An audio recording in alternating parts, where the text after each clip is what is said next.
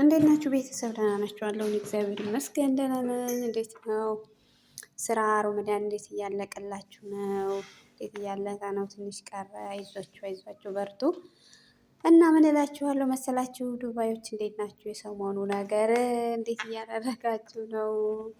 እናንተ ሀገር ቤት ለራሱ ማለት ነው በጣም እኔ ለራሱ በጣም ገርሞኝ ማለት ነው። እና በእውነት ሀገር ቤት ለራሱ እንደዚህ ለካ እየኖሩ ነው እንዴ ምናምን ብለን እናስባለን። እና በእውነት የሚገርመው ነገር በጣም ሁሉ ፈራ።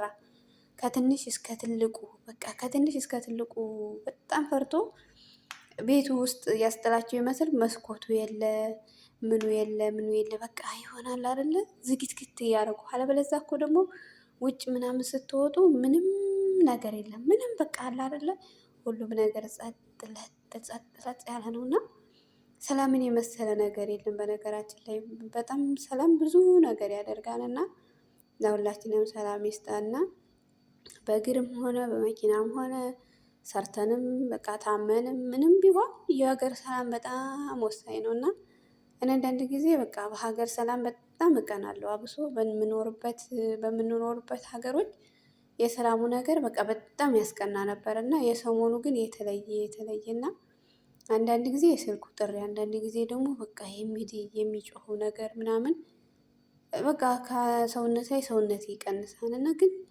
አልፎ ደግሞ ስታዩት የሆነ ነገር በቃ ተረብሸን እንደገና አልፎ ስናየው ደግሞ እንደገና ተመስገን እንላለን። እና ሁሉም ነገር የማይረሳ ቢሆን ግን እንዴት ነው የሰው ልጅ የሚኖረው? በቃ እንረሳዋለን። ትንሽ ቆይተን ስናበቃ ደግሞ ትንሽ እንትን እንላለን። እና በጣም ይገርማል። እኔ ማለት በሁሉም ነገር እቀናለሁ፣ ግን በሀገር ሰላም እቀና ነበር።